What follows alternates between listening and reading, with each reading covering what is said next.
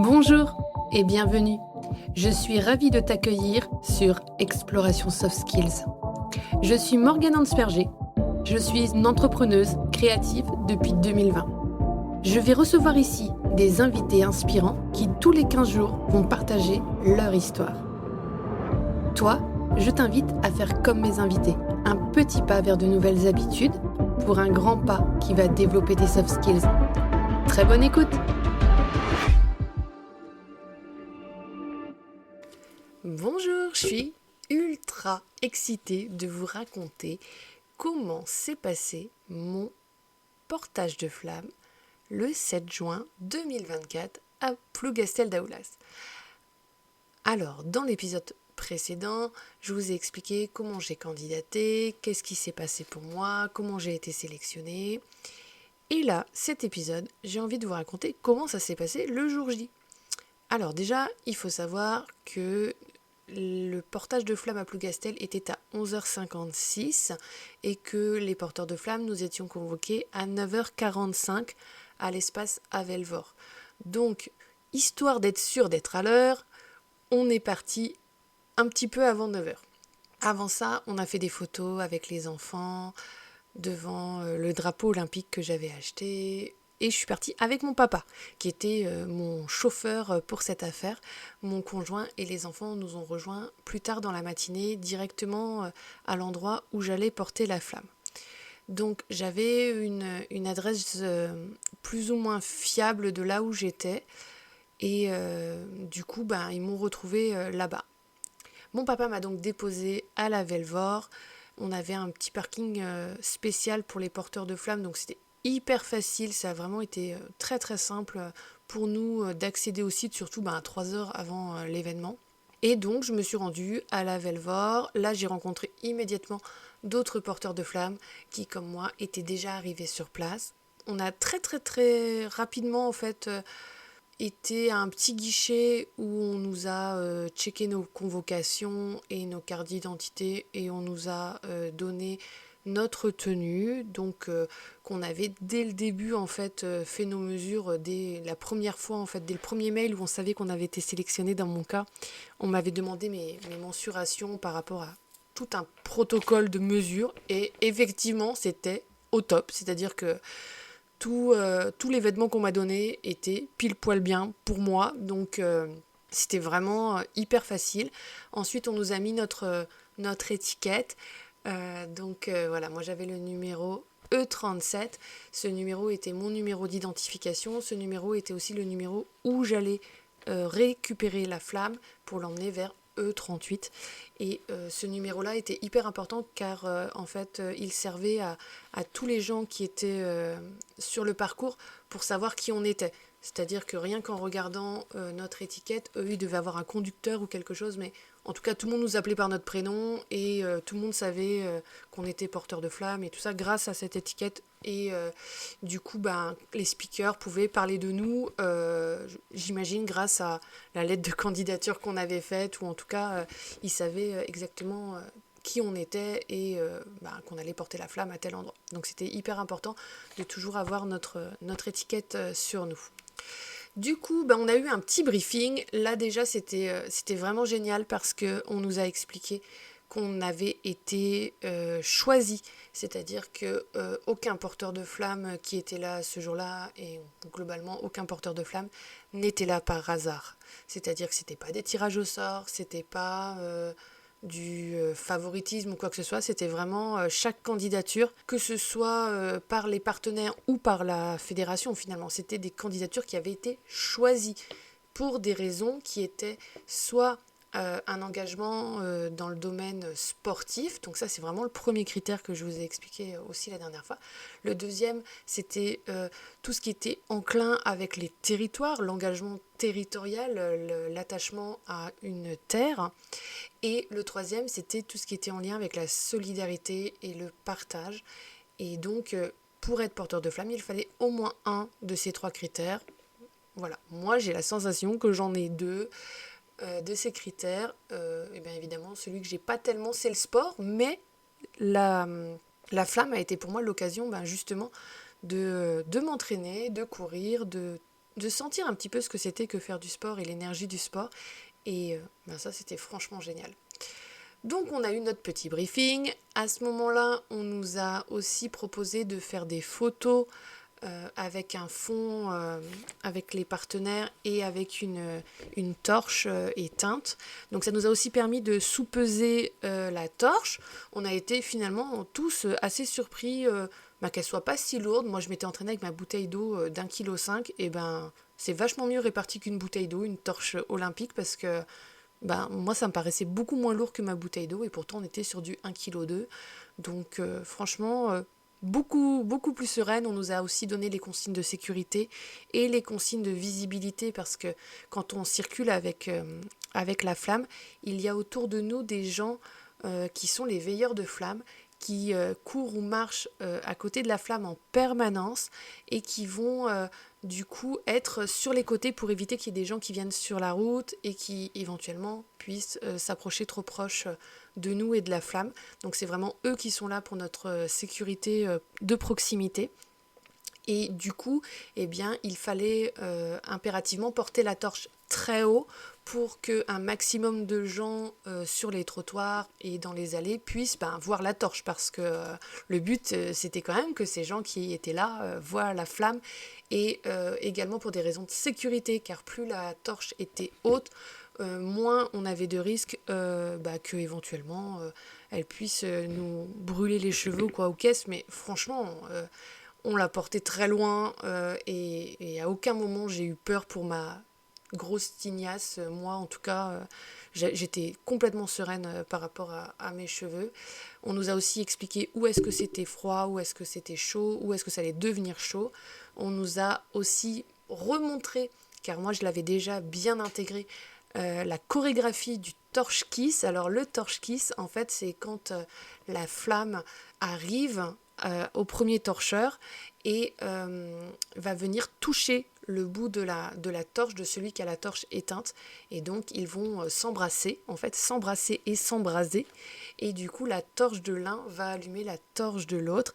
Et là, pour que les photographes, que ce soit les caméras de télévision ou les gens sur les côtés, puissent nous voir, donc les deux personnes en même temps qui sont en train de s'échanger la flamme, il y a toute une chorégraphie.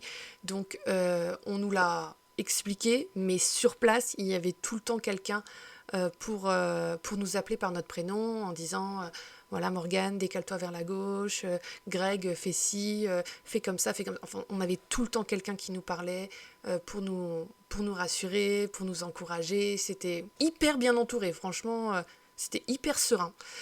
Tout le monde savait exactement quoi faire. On était en méga sécurité, il faut quand même le dire. Il y avait quand même un paquet de sécurité autour de la flamme olympique. Et tout le monde était là pour que on kiffe notre moment et que ça se passe hyper bien. À la suite de toutes ces séances photos, on a fait une petite séance photo de groupe aussi. On est monté dans un bus. Ce bus, en fait, était le bus des gens qui n'avaient pas encore porté la torche. Donc à ce moment-là, on était dans le bus qui était juste devant la caravane. Donc en fait, on était déposé juste avant que la caravane ne passe. Alors la caravane, c'était 3-4 chars très sympas avec les partenaires. Caisse d'épargne, BPO qui était sur un surf, la caisse d'épargne qui avait son petit écureuil trop mignon et qui lançait des ballons dans un panier, Coca-Cola et Fusti qui donnaient des canettes aux gens sur les bords de route, qui distribuaient des bobs. Donc on était déposé juste avant ça. Et donc quand on était déposé, on avait quelques minutes torche éteinte pour faire des photos avec notre entourage. Donc là, j'ai pu faire des photos avec mes enfants, avec mes nièces. J'ai pu être sûre qu'ils étaient aussi arrivés au bon endroit. J'ai également pu saluer les gens qui étaient autour, donc que ce soit des gens que je connaissais ou des inconnus. Et ça m'a beaucoup touchée, même déjà avant qu'on arrive là où j'allais porter. C'est-à-dire que dans le bus, on est passé du coup sur tout le circuit, et à Plougastel d'Aulas, il y avait tous les enfants des écoles qui étaient invités et qui avaient des zones spécifiques pour voir passer la torche et du coup les enfants ils étaient à fond, ils nous acclamaient, ils criaient la flamme, ils nous faisaient coucou dans le bus, ils avaient fait des petits dessins, ils avaient fabriqué certains des fausses torches en papier, ils avaient fait des banderoles, ils étaient juste trop mignons et il y avait aussi énormément de personnes en situation de handicap, beaucoup de petits groupes de gens en fauteuil roulant ou de personnes âgées qu'on avait mis sur des petites chaises tranquillement pour attendre, des gens qui étaient également chez eux de leur balcon, plein de personnes âgées, plein de personnes qu'on voit rarement en fait dans les festivals, dans les endroits où il y a beaucoup de monde. Et bien là, à Plougastel d'Aoulas, il y avait énormément d'humains qui d'habitude font pas la fête en fait. Et là c'était juste génial de croiser des assistantes maternelles avec des poussettes, avec 3-4 petits autour, des clubs sportifs qui étaient venus avec des mascottes aussi sur les bancs de route. C'était vraiment hyper chouette, on était vraiment hyper motivés, on était mis dans une ambiance très très très joyeuse et le but c'était ça, c'était qu'on fasse la fête avec cette flamme qui passait et qui était quand même venue d'Olympie jusqu'à Plougastel d'Aoulas quoi. C'était vraiment à mon sens une méga fête et donc on est arrivé sur place et là donc la caravane passe, les speakers de chaque caravane savaient qui nous étions, donc ils arrêtaient, ils faisaient des petits mots en disant alors Morgane comment tu te sens, ça va, t'as de la famille qui est là et tout, enfin ils étaient super joyeux et du coup ça mettait la joie à tout le monde, donc on a profité pour faire des petites photos et tout et arrive Greg donc qui était la personne qui avait la torche juste avant moi et qui arrive, je le vois arriver avec la torche, le moment arrive, toute la sécurité du coup passe devant nous, les caméras également et là on n'a plus le temps de se poser la question, de douter, on est juste là pour profiter, on sait que ça va aller très vite et à ce moment là on est là pour la flamme, c'est le moment de fête. Alors, moi, il faut savoir qu'on m'a fait un espèce de cadeau empoisonné, c'est que, j'étais dans la rue du Château d'Eau. Et la rue du Château d'Eau, s'il y a un château d'eau, c'est généralement qu'il est en haut d'une côte. Et donc, moi, j'étais en bas de la rue du Château d'Eau, donc j'avais face à moi une montagne. Donc, ce que j'ai fait, c'est que je l'ai pris comme une opportunité à la fois de courir et de marcher. Et donc je suis partie en courant parce qu'on nous avait bien expliqué que c'était bien de partir en courant pour les caméras et même pour donner l'impulsion de la flamme. Et donc je suis partie en trottinant tranquillement et quand ça a commencé à vraiment être trop raide, j'ai marché, j'en ai profité parce qu'il y avait plein de personnes en situation de handicap et puis il y avait une grand-mère qui était sur le côté... son fils essayait de lui expliquer que la torche arrivait, elle l'a cherchée, donc carrément je me suis arrêtée pour lui la montrer. J'ai continué ensuite. Il y avait vraiment plein de gens, c'était trop mignon, franchement, j'ai kiffé mon moment. Vraiment, je leur envoyais des coucous, j'étais une star et franchement, je suis pas habituée du tout à faire ça. C'était une sortie de zone de confort, mais c'était comme si j'avais un rôle à tenir. Vraiment, j'étais en représentation théâtrale. C'était vraiment ça, comme ça que je l'ai vécu. C'est-à-dire que je le jouais, je veux dire, j'étais là, je l'avais gagné ma place, j'étais sélectionnée pour faire ça et j'avais été choisie pour faire ça et je devais le faire avec toute la joie possible et c'est vraiment ce que j'ai fait. Mes filles et ma nièce étaient à côté en train de courir sur le trottoir en même temps que j'avançais et ça c'est vraiment le meilleur moment de mon portage de flamme quand je les ai vues monter dans la côte en courant avec moi avec leurs petites pancartes vas-y maman, t'es fabuleuse, t'es formidable. Elles avaient fait des petites pancartes trop mignonnes et elles couraient à côté de moi. Je sais même pas si elles ont vu la flamme ou si elles ont vu que moi, mais en tout cas c'était juste génial. Je suis arrivée en haut de fameux château d'eau et là ça a été beaucoup plus facile parce que ça redescendait et donc là j'ai pu recommencer à bien trottiner pour arriver en étant vraiment en courant quoi auprès du torcheur suivant et là on a refait un torche kiss qui s'est hyper bien passé. On nous a expliqué, tourne-toi vers là. Moi, dans mes souvenirs, je ne me souviens pas de ce deuxième torche kiss, je m'en souviens en le voyant aux images de la télé qu'on a récupérées après coup. Mais moi, dans mon souvenir, je ne m'en souviens pas. Voilà, c'était trop fort, je m'en souviens pas. Par contre, je me souviens d'une voix qui me dit donc de reculer. Et là, le collègue part avec la torche. Et moi, je recule, je fais des pas en arrière pour qu'on enlève le gaz et que la torche s'éteigne. Et à ce moment-là, j'entends quelqu'un qui me dit « Vous avez 10 secondes pour faire des photos ». Et il s'est mis à compter, vraiment, c'est tout ce que je me souviens. Il s'est mis à compter et là, on a pu faire 2-3 photos avec ma famille. Mais vraiment 2-3 avant que le bus, du coup, qui était derrière la flamme, n'arrive à notre niveau et que je remonte donc dans le bus. À ce moment-là, je crois qu'on me l'a prise, la torche, parce que je ne me vois pas monter dans le bus avec la torche, donc je pense que quelqu'un l'a prise pour la mettre dans une caisse où elle va refroidir, parce que là, du coup, on se retrouve avec une torche chaude. Donc, quelqu'un a dû me la prendre, je ne sais pas. Là, j'ai pas de souvenir de ce qui s'est passé. En tout cas, moi, je monte dans le bus et là, il y a tous ceux qui étaient déjà à bord du bus qui crient et qui m'encouragent. Je tape dans les mains de tous les porteurs précédents, et ça se fait à chaque étape. Tous les porteurs précédents te tendent leurs mains pour taper dans la main de tout le monde. Et je me retrouve, parce que j'étais dans la fin du parcours, donc il y avait 2 ou 3 torcheurs seulement derrière moi, et donc je me retrouve au fond du bus. C'était très bien, j'étais au fond du bus, et là, je me rends compte que à côté de moi, il y a un journaliste, et ce journaliste me demande si je suis ok de répondre à ses questions et si c'est cool pour moi de répondre à des questions. À ce moment-là, moi j'ai pas à dire non, j'ai pas à dire oui, mais je suis super contente qu'on me le propose. Ouais, j'ai des choses à dire s'il a envie de me poser des questions. Et donc du coup, je me retrouve à faire une interview en direct qui a duré quelques secondes, mais qui était vraiment sur l'instant. Et d'ailleurs, sur la vidéo, on voit que c'est vraiment ma réponse spontanée, vraiment dans la joie des 2-3 minutes qui suivent le portage de la flamme.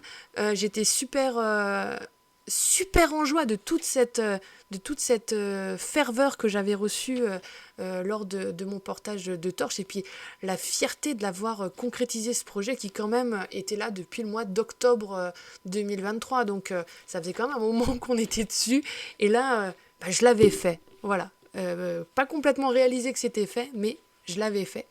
Et donc, il s'avère que ce qui leur a bien plu aux journalistes, c'est que quelques jours, semaines, je ne sais plus exactement, après avoir reçu la validation par mail que j'allais porter la flamme olympique, mon partenaire, celui qui m'avait sélectionné, donc Coca-Cola, m'a envoyé un petit colis. Dans ce petit colis, il y avait une bouteille de Coca-Cola avec écrit mon prénom dessus, portera la flamme Paris 2024. Et il y avait dedans aussi un petit porte-clés avec la mascotte, la Fridge, Parafridge. Et donc ma fille avait déjà les grandes Fridge et une grande Parafridge, et donc du coup cette petite mascotte que j'avais reçue, moi j'ai décidé de la customiser. Alors pas de lui faire des grosses modifications, mais j'ai décidé de lui ajouter à l'intérieur un aimant.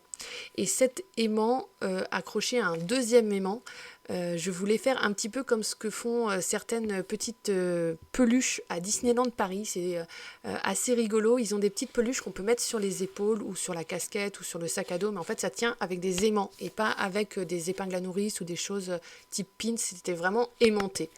Et donc j'avais décidé de customiser Parafridge, et donc je lui ai ouvert le ventre pour lui mettre un aimant que j'ai refermé, et dessous mon vêtement j'avais un aimant qui sont des aimants très très forts, des aimants d'ordinateur, donc qui sont hyper forts, et donc j'avais testé avant à savoir si ça tenait, parce que le but c'était pas de la perdre en cours de route, il fallait vraiment que pendant que je cours, j'ai pas à me tracasser de Parafridge et qu'elle tienne sur mon épaule, et c'était le cas. Et donc du coup j'ai fait la course avec Parafridge sur l'épaule. Et ça, c'est vrai que le journaliste, je pense que ça lui a beaucoup plu, parce qu'ils en ont même parlé en direct pendant mon passage, de cette petite coquetterie qu'ils appelaient. Mais pour moi, c'était important parce que c'était aussi le symbole de mes enfants qui étaient près de moi, c'était vraiment pour eux que je l'ai fait, pour la classe de Justine qui est donc classe olympique. Et donc, c'était vraiment important pour moi d'avoir Parafridge près de moi. Donc voilà, on m'a pas dit que j'avais pas le droit, donc je l'ai fait et ça leur a bien plu aux journalistes. Et donc du coup, voilà, j'ai fait mon interview en disant qu'elle était sur mon épaule, qu'elle n'avait pas bougé malgré la côte, parce que moi c'était vraiment ça, ma victoire aussi, c'était d'avoir réussi à monter cette côte vraiment, vraiment haute, avec la flamme, et qu'elle n'ait pas bougé et qu'on soit arrivé en haut en super forme avec une ambiance de folie. Et ce que j'ai vraiment tout de suite dit, et c'est vraiment ce que je garde de cette expérience de portage de flamme à Plougastel, c'est qu'on a eu la sensation d'être des rockstars. Je veux dire, il y a un moment donné, quand on était dans le bus, il y a les gens de la préparation qui nous ont dit comment ça va le bus de la Starac, mais c'était vraiment ça, c'est-à-dire qu'on avait vraiment l'impression d'être des stars en passage avec notre bus devant une foule qui attendait ça depuis plusieurs minutes, depuis presque une heure peut-être, et donc on était vraiment à fond, voilà, on était dans un sentiment vraiment qu'on nous attendait, et ça c'était vraiment quelque chose que moi je connaissais pas tellement. Je veux dire, quand j'arrive à mes visios ou même en formation, on m'acclame pas avec une hola, pareil à la maison quand je rentre avec les courses ou que je rentre avec mes enfants de l'école, c'est pas une hola qui m'attend. Là c'était le cas, donc fallait juste en profiter, hein. On n'était pas là pour jouer les timides, on était là aussi pour pour célébrer ça, célébrer cette chose historique que j'imagine je referai jamais dans ma vie. Dans le groupe qu'on avait de porteurs de flammes, il y avait déjà une personne qui avait eu l'honneur de la porter en 1992, et donc c'était son deuxième portage de flammes. Mais voilà, c'est une infime partie d'humains qui vont avoir l'honneur de la porter 2 fois dans leur vie. Moi, je suis déjà tellement heureuse de l'avoir portée une fois. C'était déjà tellement incroyable, tellement fantastique de la porter chez moi, en terre bretonne,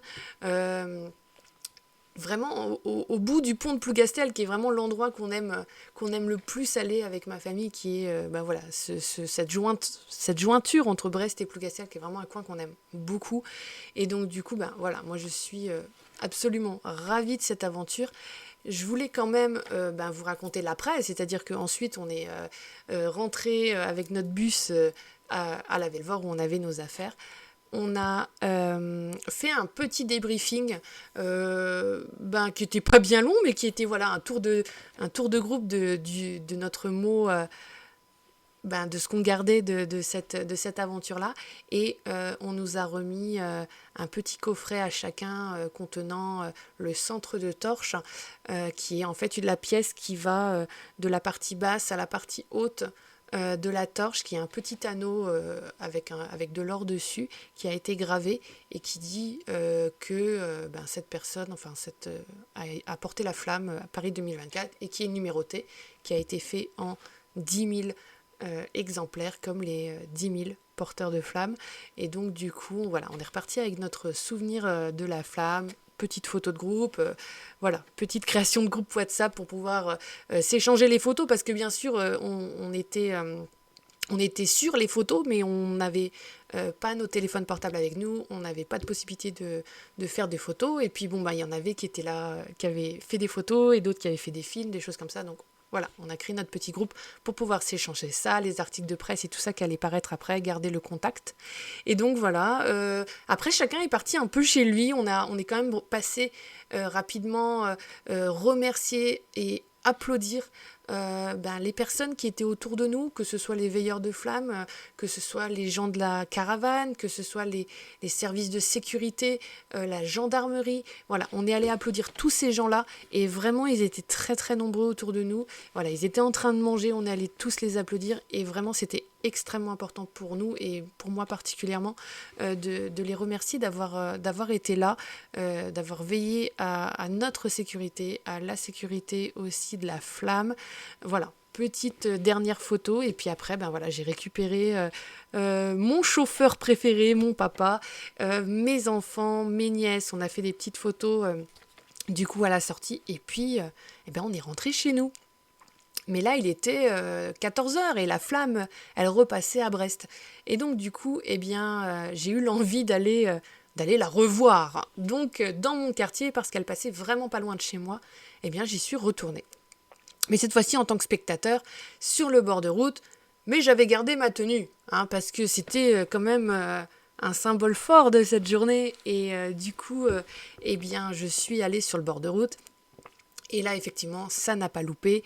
Que ce soit la caravane ou les veilleurs de flammes, eh bien, ils m'ont fait coucou, ils me faisaient des petits signes, des pouces en l'air et tout ça. Enfin voilà, on était dans une certaine connivence, quoi. Ils savaient, je savais, et on a discuté. J'ai discuté du coup quelques secondes avec un veilleur de flammes pendant qu'il y avait le torche-kiss devant lequel on était. De deux personnes que je connaissais pas du tout, mais voilà, qui étaient dans l'endroit où moi j'étais. Et du coup, moi je pensais pas que c'était les mêmes veilleur de flammes tout du long. Mais en fait, il m'a dit si, on va jusqu'à Paris. Donc voilà, c'était une aventure pour eux également de protéger la flamme et de protéger les torcheurs de flammes, les porteurs de flammes, surtout le parcours. Et ben voilà, j'étais ravie de les revoir, de discuter quelques secondes avec cette personne, de leur faire des coucous, de les encourager. Mais bah, on était quand même au début du parcours à Brest, alors avec mes filles, on a pris notre vélo et on a foncé jusqu'à l'arrivée à Brest, au port. Et là, il s'est passé un truc complètement improbable, c'est-à-dire qu'on s'est garé, nous, avec notre vélo, et puis on s'est mis à un endroit un peu, je vais presque dire au hasard. On s'est posé là, et tout à coup, derrière moi, j'ai entendu une voix, et il s'avère que c'était Laurie Tillman, donc ancienne Miss France et Miss France qui était de Brest, la Miss France brestoise. Donc voilà, je lui dis bonjour, elle voit mon t-shirt, je lui dis que j'ai porté ce matin à Plougastel et de profiter à fond, que ça va passer super vite et que ça va être génial. Elle va vers son point qui est en fait finalement juste à côté de là où on est, hein, vu que, bah voilà, hasard du truc, je m'étais mis au dernier point de torche-kiss avant l'allumage de la vasque. Et ben, je me dis, oh, c'est quand même vraiment dommage, faudrait qu'on fasse un selfie. Et donc, je prends mon courage et je m'approche et je lui demande un selfie. Et on fait un petit selfie ensemble. Et donc, bah voilà, super rigolo. Je me remets dans la foule avec mes enfants. Et là, arrive une autre personne qui me dit, mais vous avez porté déjà la flamme? Et je lui dis, ben oui, oui, oui. Et je lui montre mon étiquette et puis ma tenue. Et elle me dit, moi je l'ai déjà portée aussi. Et on commence à parler parce qu'elle l'a portée dans une autre ville.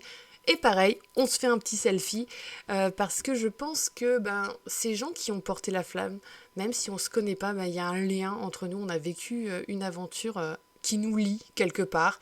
Et j'ai beaucoup de plaisir à continuer à regarder le voyage de la flamme. Donc à la fois celle qui est sur le bateau d'Armel Lecléache à destination des îles et à la fois celles qui sont parties, que ce soit en Guyane ou du côté de la Réunion et qui va revenir, la flamme qui va revenir après à Nice. Donc c'est vraiment un plaisir pour moi de regarder tous ces gens qui se relaient cette flamme. Je fais partie de ces 1 sur 10 000 qui a porté la flamme. Et ça, c'est vraiment une aventure que je garde. Si je peux revenir à ma thématique, qui est la thématique de ce podcast, qui sont les soft skills, eh bien, moi, je dirais que les soft skills que j'ai utilisés et développés pour ce portage de flamme, c'était l'audace.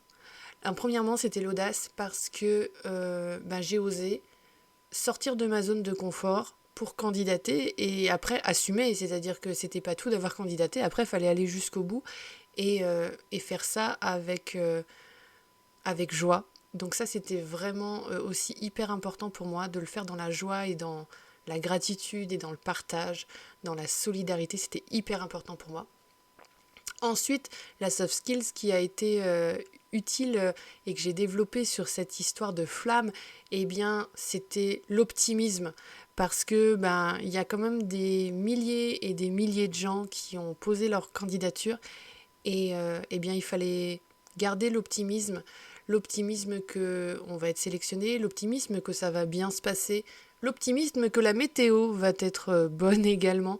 Donc cette soft skills optimisme, elle m'a été vraiment très utile dans cette histoire de portage de flamme. Et la dernière soft skills, eh bien c'est la gratitude. Parce que voilà, je suis pleine de gratitude à la fois pour ces gens qui ont pris le temps de lire chacune des candidatures, qui les ont sélectionnées et tous ces gens qui ont porté la flamme avant moi, tous ceux qui l'ont portée après moi, tous ceux qui l'ont pas porté mais qui l'ont regardé passer sur les bords de route, ceux qui ne pouvaient pas être là, qui l'ont regardé à la télé, tous ceux pour qui cette flamme olympique, elle veut dire quelque chose et elle a un symbole de paix. Et ça, la paix, c'est vraiment quelque chose qui est important et qui me parle beaucoup, surtout en ce moment. Donc, je suis pleine de gratitude. Gratitude aussi pour mes filles qui m'ont coachée, qui ont couru avec moi pendant les entraînements, qui ont couru avec moi le jour J. Pour ma famille qui s'est déplacée, qui a posé des congés, qui a fait en sorte d'être là, qui était en train de filmer, de prendre des photos. Ceux qui n'ont pas pu être là, mais qui étaient derrière leur écran, à enregistrer ou à regarder mon passage. Tous les gens qui étaient fiers de moi, que ce soit avant coup, après coup, et puis aussi toute la gratitude pour vous qui écoutez cet épisode et qui êtes intéressés par comment ça se passe de l'intérieur et comment est-ce qu'on peut participer à un événement de cette grandeur-là. En tout cas, moi, j'ai été absolument ravie de vivre cette aventure. Cette année 2024 va certainement être sous le signe du feu et de la flamme et je suis vraiment hyper joyeuse d'avoir vécu cette aventure et aussi de l'avoir partagée avec vous. Je vous invite à faire le buzz sur cet épisode parce que vraiment il me tient extrêmement à cœur, à le partager, à me laisser des commentaires. Est-ce que vous avez vu mon passage, peut-être à la télé, peut-être que vous l'avez vu passer sur les réseaux sociaux dans ma communication, peut-être que vous m'avez vu dans la presse, peut-être que vous tombez là complètement par hasard, mais en tout cas ça m'intéresse de savoir comment vous avez écouté cet épisode et qu'est-ce que ça vous évoque, cette histoire de flamme olympique. En tout cas, moi je vous dis à très vite. Je te remercie d'avoir écouté cet épisode. On se retrouve dans 15 jours. Si cet épisode t'a plu, je serai ravie de lire ton commentaire et de voir ton like. Toi aussi, tu peux faire rayonner les soft skills en partageant cet épisode. Et pour continuer à les explorer, tu peux t'abonner à cette chaîne ou me retrouver sur tous mes réseaux sociaux sous le nom Morgane Ansperger ou Morgane Facilitation. Je te souhaite une très belle journée. À très vite!